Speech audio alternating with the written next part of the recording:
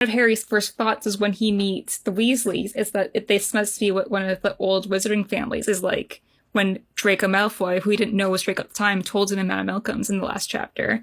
And it's just very interesting because I feel like the series in whole spends a lot of time kind of differing the differences between the Malfoys and the Weasleys, because the two big prominent families, especially pureblood families, but they're so completely different.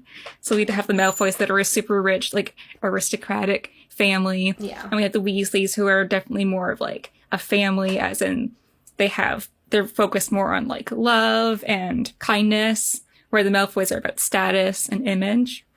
So it's definitely something to look into as we continue the series. It's definitely interesting how stark and immediate the differences are, too. Like, every sort of trait we learn early on about those families are opposite except for their blood status. Like, the Weasleys are this huge family with a bazillion children, and the Malfoys just have one, and it kind of feels like that was their intention. And the Weasleys have, like, no money, and that doesn't really matter to them. And the Malfoys have so much money, and that is probably one of the most important things about their family, and the thing their family values most besides blood status. So there's, like, there's such a exaggerated differentiation between the two families. Yeah. Just to show you that. Like, there's no subtlety to it, you know? Yeah, and we'll talk about it later, but like how Harry kind of picks up on he has no idea. So he met Draco first, but because of the way Draco acts, he was more likely to side with Ron, who's this guy he doesn't know. Yeah. So it shows a lot about Harry's character very early on, when really Malfoy is probably more like the Dursleys.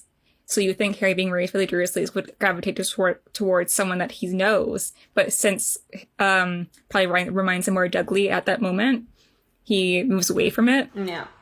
He's like, nope, I've had that and I want none of it.